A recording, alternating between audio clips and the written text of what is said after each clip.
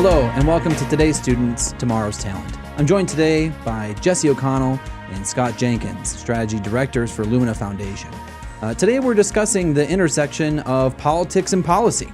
With so much happening between the midterm elections, early announcements of our 2020 presidential race, there's a lot to unpack about the intersection of where policy and politics intersect.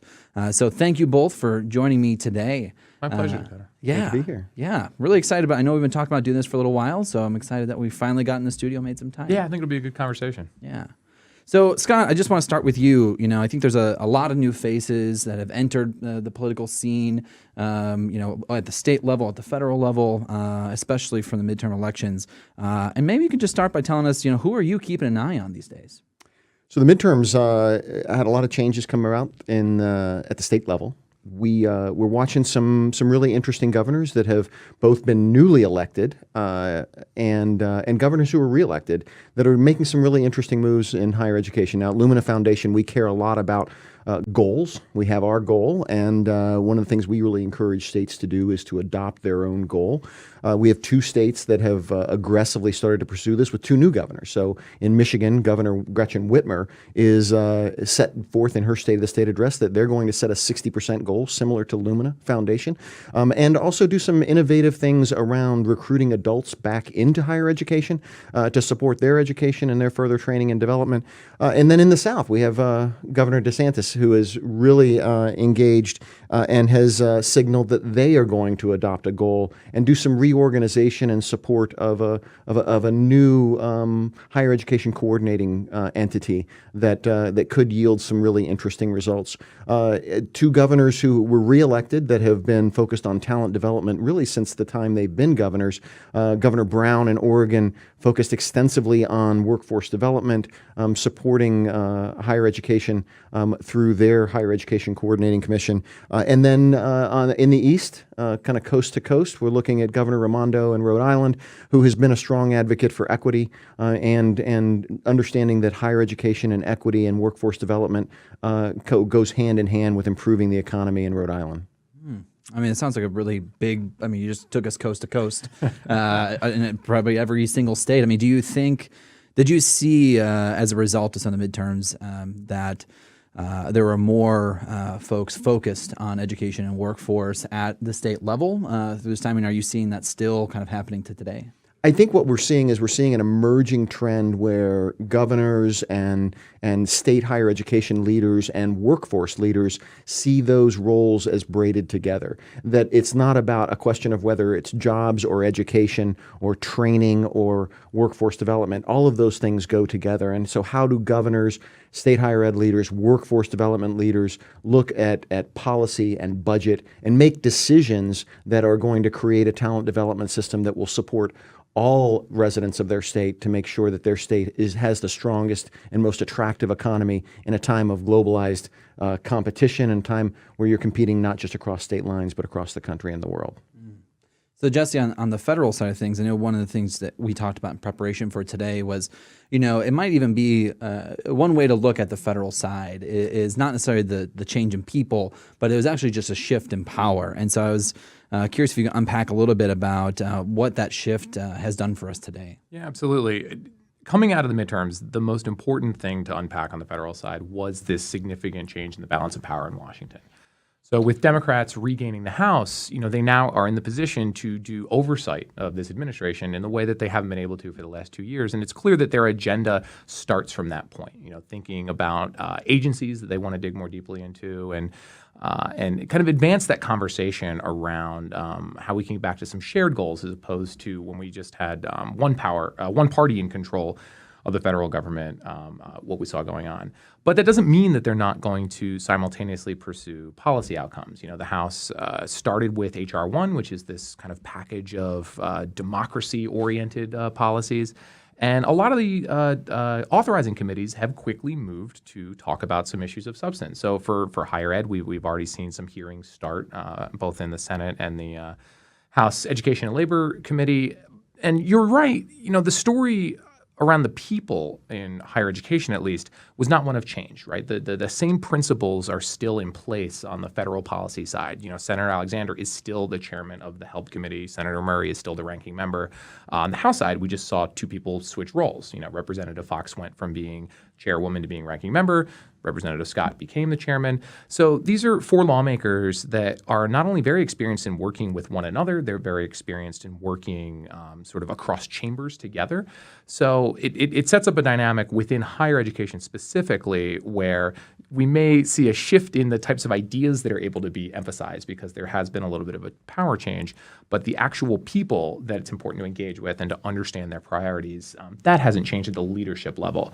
Little bit of change kind of as you work farther down. There were some champions of higher ed issues that are no longer in Congress. Representative Messer from here in Indiana was someone that often introduced legislation related to higher education priorities that Lumina and others are interested in.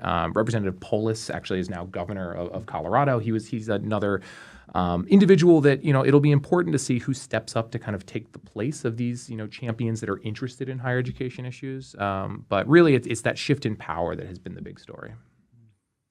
Scott, have you, kind of building on what Jesse was just talking about, that there are still some major players that have still been in this kind of higher education space. And, I know earlier you just kind of outlined some of the major shifts that have happened at state level, talking about Governor Whitmer and others, newly elected new faces, new champions for higher ed and workforce.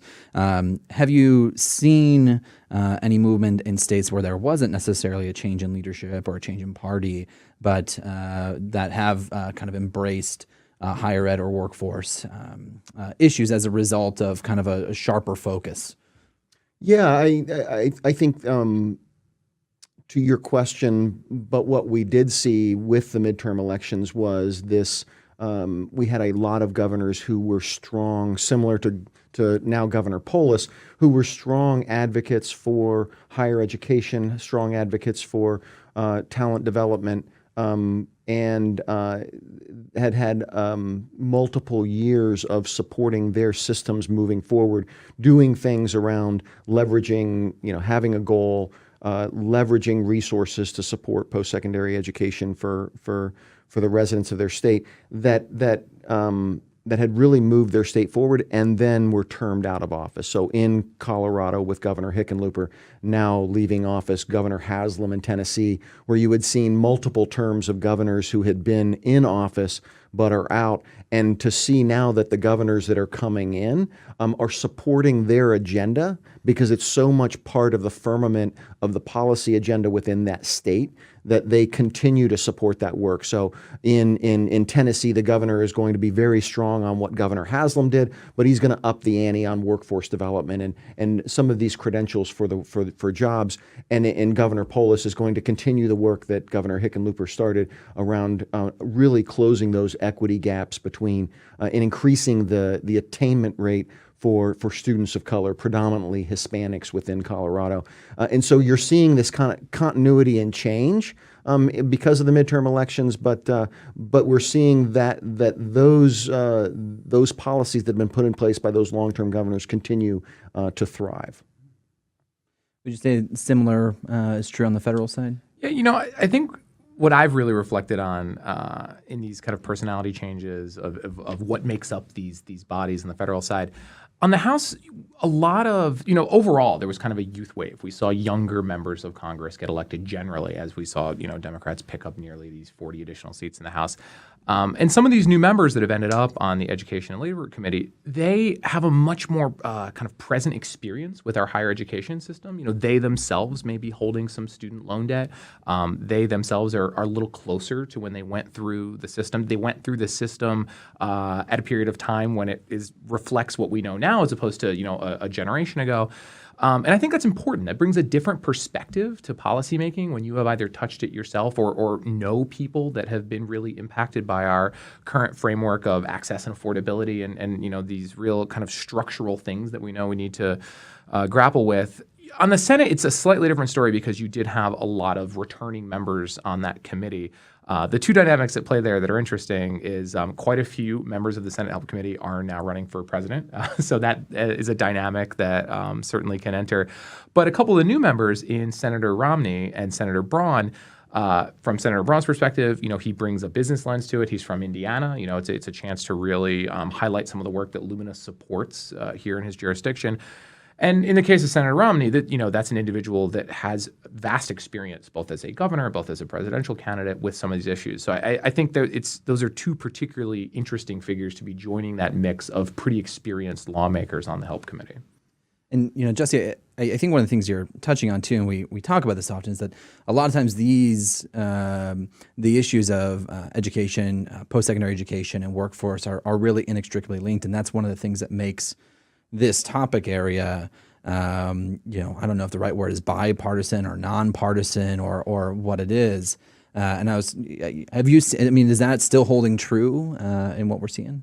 The easy answer is yes, right? I think the slightly more nuanced answer is how do you get there? But I do agree that trying to help everyone develop talent in a way that not only helps them better themselves, but it betters the economy in the town, the state that they live in, our national economy. These are issues that cut across party lines.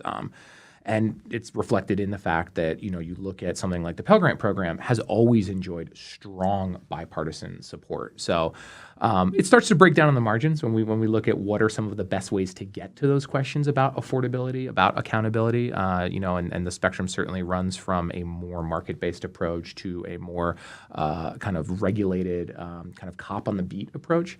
But yeah, it's uncommon to find a federal lawmaker that sort of thinks higher education is bad, full stop, right? Like this is an area where really people are working towards a common goal. And candidly, I think that is best represented by this strong working relationship we've seen between Senator Murray and Senator Alexander over the past number of years. They successfully reauthorized a K-12 law together. They have had a ongoing dialogue about higher education. There's clear areas where they don't agree. But I think it's reflective of what we all hope for. The best version of federal Washington is serious individuals that can work together and have differences and sometimes successfully resolve them, sometimes have to part ways, but are always working towards that same notion of trying to serve all Americans, serve their constituents in a way that is grounded in good policymaking. You have anything to add to that? So I saw you jotting down some notes. I just thought I'd give you a chance to jump in case you. No, the observation, I think sometimes what we get in the States is similar to what Jesse mentioned, that it's not, there is bipartisan consensus around how do you develop talent within states and the need to develop talent.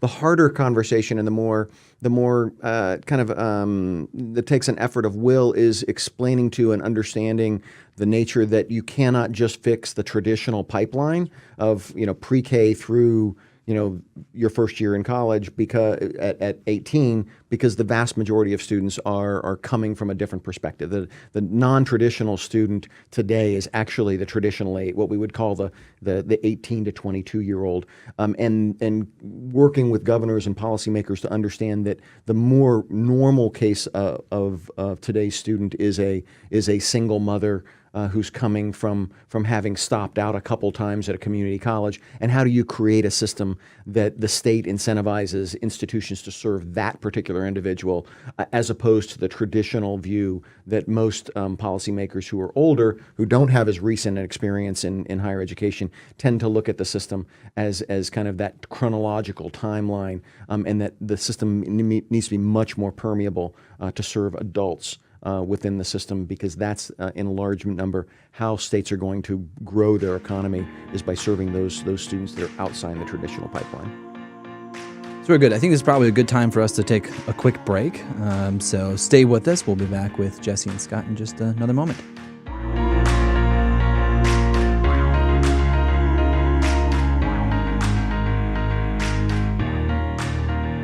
Hello and welcome back to today's Students, Tomorrow's Talent. I'm here with Jesse O'Connell and Scott Jenkins, state policy and federal policy directors for Lumina Foundation, and we're talking about the intersection of policy and politics. So, we started talking a little bit about, kind of showing where we've been since the midterms and, new faces, what we're keeping track of. But I also know that there's been a lot going on in just the past couple of months. And so, Jesse, I was hoping you could talk a little bit about at the federal level, give us a sense of what's really been happening. Yeah, so for several years now, there's been an ongoing conversation about reauthorizing the Higher Education Act.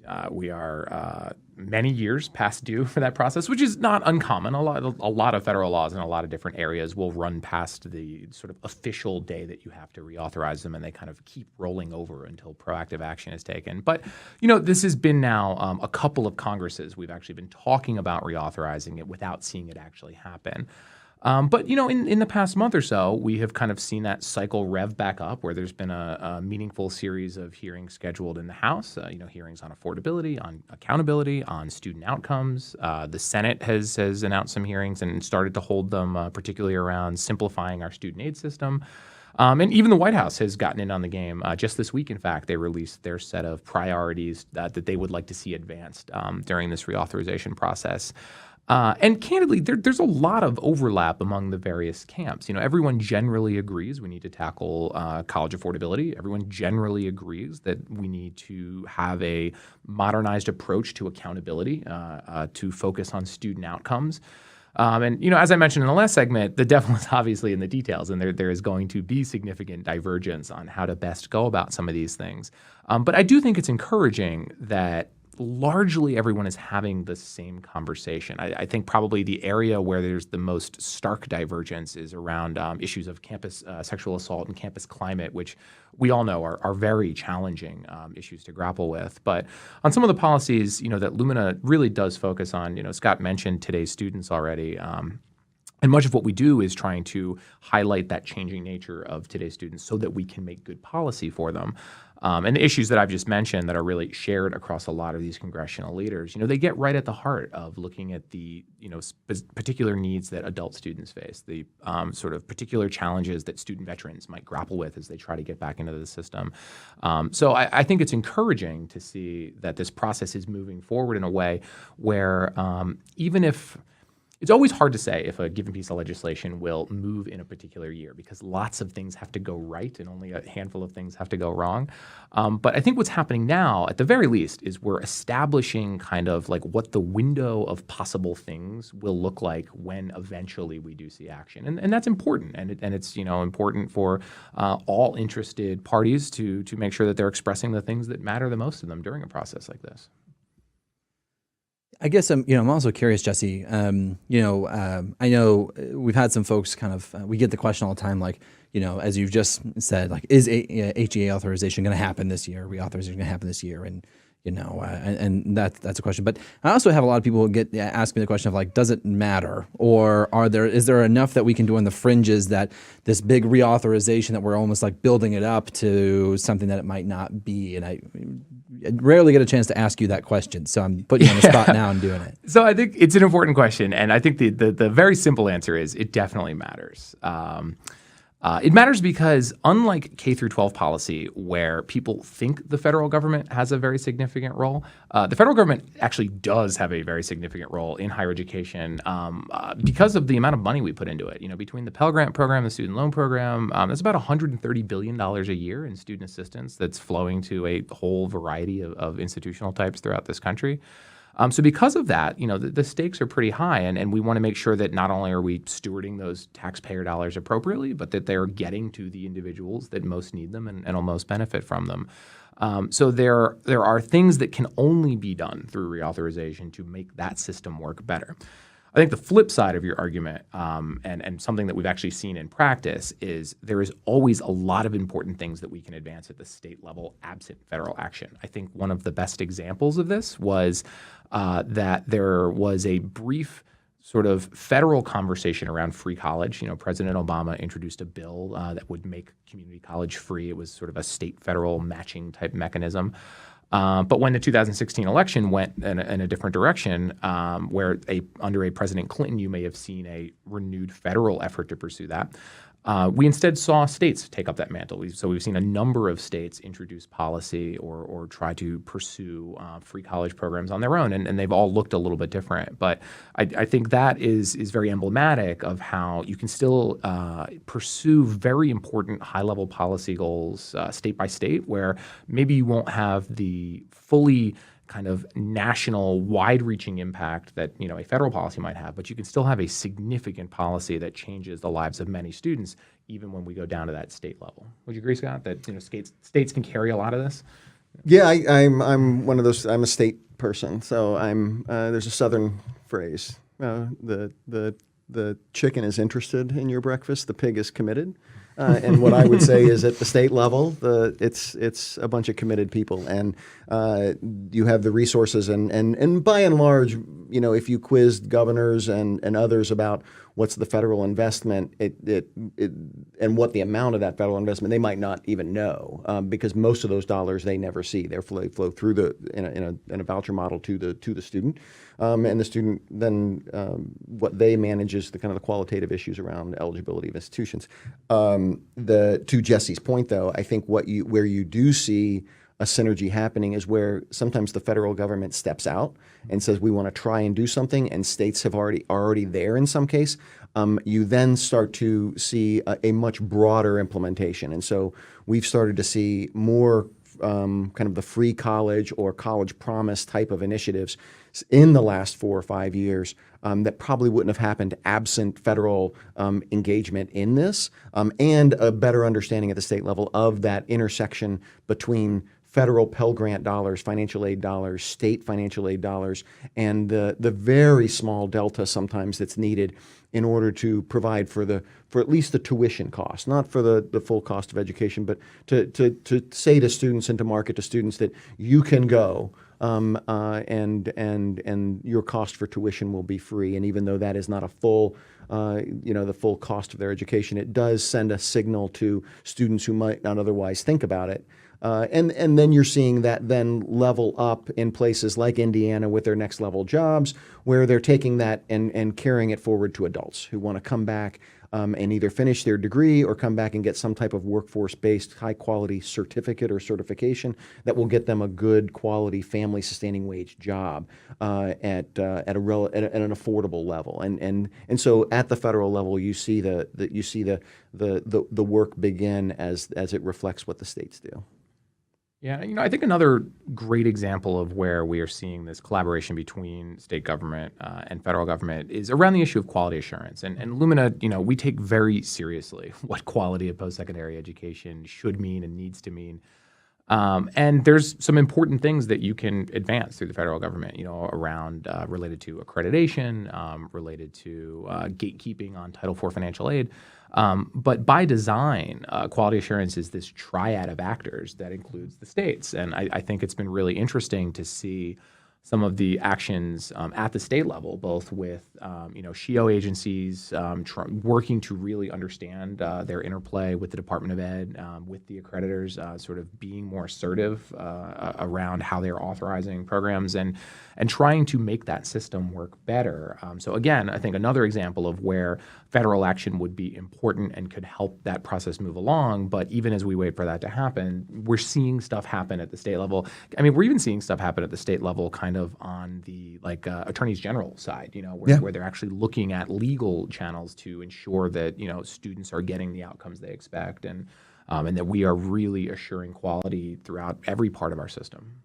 Well, and Jesse, I think you're bringing up a really good point about, again, the potential between federal and state. I know there's some states that we're particularly excited about because they are looking at more than just the policies and initiatives that they can use to drive support for students, but actually looking at the way they function, including the creation of new agencies. And I know, Scott, you were kind of excited about something coming out of Missouri recently. Yeah, and I'm not typically a person who is really bullish about reorgs and governance changes and things like that within higher education. Sometimes those just change the structure, but don't actually change things for students. What we've seen coming out of Missouri, Governor Parson issued an executive order. It just went into effect this week, where their state higher education official, Zora Mulligan, will now take over the leadership of both the higher ed agency and the workforce agency and their labor management information system into a broader kind of talent-based, I don't know the exact name of it, but it will be an organization that will have that type. So every single student, potential student in the state of Missouri will have a singular entity that will provide guidance and support and a way to continue their education, finish their education in the state. So it is a model that Missouri is the second state in the country to do it.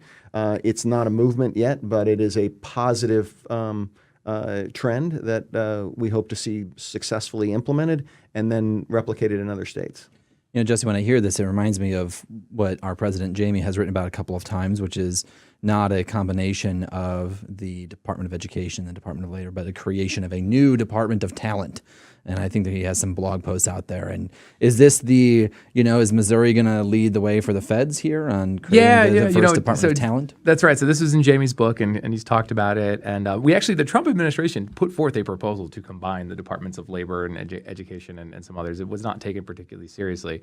But I think the underlying idea is an important one, which is our workforce development programs, whether it's Perkins or WIOA, our higher education programs, even some programs, through our immigration offices, they're all driving towards the same thing, which is developing the talent necessary to drive our economy forward. But because they are all in different places, controlled by different actors, supported by different funding streams, we end up interacting with them piecemeal and not really then leveraging the full potential of a lot of these things. So I do think there is a compelling dialogue around how we can break down some of these federal silos. You can even pull the Department of Defense into this. The Department of Defense does a ton of talent development around whether it's learning and education within the military, whether it's how we empower our veterans to go back and get credentials that have great purchase in the civilian marketplace. And thinking about all of that holistically and looking at those resources holistically, I think there's opportunities for us to then have a bigger impact as opposed to how we do it now, where it's kind of everyone is off on their own little fiefdom. And they do their best to communicate, but it's hard because there's different channels of ways to interact. There's also a lot of disruptive events that have been happening. And, we're recording this in mid-March, knowing it's not going to be released for a little bit, but we're coming off the heels of a fairly public college admissions scandal, as well as continued college closures that we've seen time and time again. And, Jesse, can you share your thoughts on how these kinds of disruptive events can actually shift the conversation that were happening at the federal level? Yeah, I think it's a really important thing to consider, and it's easy to overlook the impact of something like that. So, when we look at the closure of campuses owned by Dream Center, the Argosy University and the Art Institutes, this happened about 3 weeks ago from when we're taping this. These are obviously events that are impacting students in a meaningful way, right? Students that may have been close to completion, students that were just starting on their journey, and we need to be accounting for how we keep those students on the path. So the events themselves are obviously traumatic and important and should be considered, but they can create opportunities for policymakers to advance a conversation that may not have moved as quickly, right? So in the case of these school closures, it has really thrust the conversation around accountability back into the mainstream, right? The New York Times is writing about the need for accountability in these cases, and not only how can we, sort of restructure financial incentives or disincentives around, executives of schools like this, but how can we ensure that students know what they are signing up for? And so it can almost be a catalyst to kind of move these things forward. The college admission scandal is another great example of how, as much as we all are passionate about higher education and live in that world every day, I'm not going to, tell myself that is the most important issue to everyone in this country at all times. Like higher education is not exactly breaking mainstream news day in, day out. So when it does, when there is a story that is being talked about by every single news agency you can imagine, by every single person in your life, right, that has a take and has seen this story, it does present this opportunity to advance more important parts of the narrative. And I think we have seen some policymakers seize this window to say, I want to hold a hearing on the types of pathways that students are accessing. I think this has been a really valuable opportunity to tell the story about how now the pathways that today's students are on are not just these selective elite universities involved in this admission scandal. That actually is a very, very small fraction of the higher education experience. And the downside is that sometimes when you have anecdotal things like this that really do make an impact, you can sometimes get bad policy. People can overreact to a very specific thing and make a sweeping change that impacts individuals and institutions that it doesn't necessarily need to. So that's kind of the double-edged sword of this, is it heightens it and allows people to talk about it, but you do have the risk of going too far when you're responding to a specific thing. Scott, do you think that these disruptive events have a greater impact on state-level conversations? And I'm just mindful of what you were sharing earlier, that from an individual person's perspective, I don't know how, and then if we were to grab a student off the street today, I don't know if they'd be able to clearly communicate the role the federal government versus the state government plays, right? I mean, their experience is FAFSA, and that's a federal thing, right? Or Pell, and that's, but you just, have shared, well, a lot of that's also passed through, and there's a lot that the state's role have in it. So do you see that these disruptive events, or would you speculate, I suppose, that these disruptive events have a greater impact or a less impact, or does that not even matter? Well, in a lot of cases, the school closures have a greater impact at the state level because the state authorizing entity, in a lot of cases, could be, and attorneys general and others are going to be engaged in that process of how do you teach out the students that are affected by that, the holding of escrow accounts of dollars so that you can support the continuation of that education and slowly wind that down. Some of the federal work that could happen around how do you actually telegraph that kind of closure. Lumina has been paying attention to how do you make sure that this isn't something that a student shows up for class on Monday, but by Wednesday the school's closed down. That they have some type of runway on that. On the issue of kind of the scandal around school admissions, I think the interesting part about that is I don't really think it changes the fundamentals either for what would be liberal policy or conservative progressive policy and conservative policy.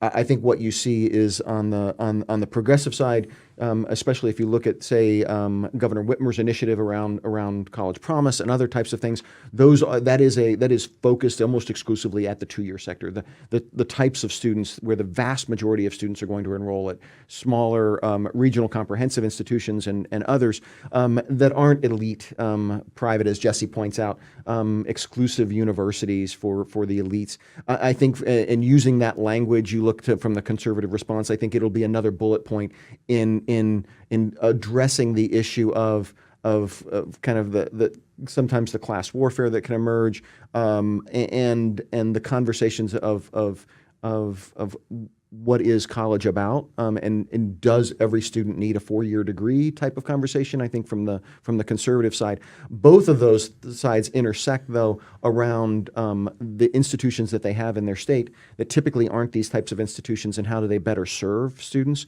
I do think you'll find some legislators and probably some university presidents and others coming forward and saying we better look at our own practices. Maybe not at Central Michigan University, but probably at the University of Michigan, Michigan State, University of Florida, others. They're looking at, are they doing some legacy emissions that if were come to light, that might cause some real problems and consternation. But I don't think something like this changes the fundamentals. But to Jesse's point, I think it can raise the level of debate if we do our jobs, us and our partners, at leveraging this point and saying yes, but here are the students that are really being served. Jesse and my colleague Haley Glover had a great Medium piece that came out recently about this, and I would encourage everyone to read that.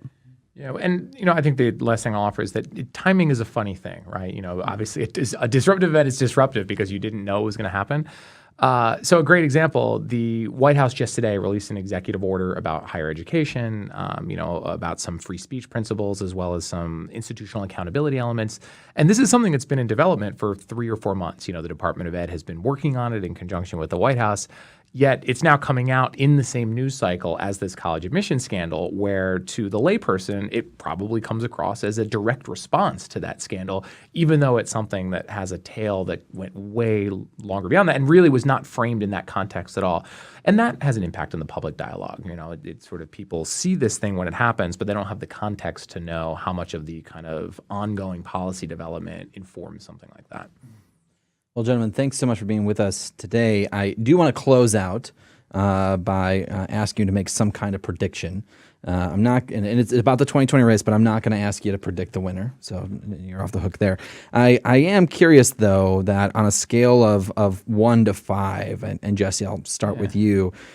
A scale of 1 to 5, how much do you expect issues of higher education to come up on the Democrat side of the 2020 presidential race?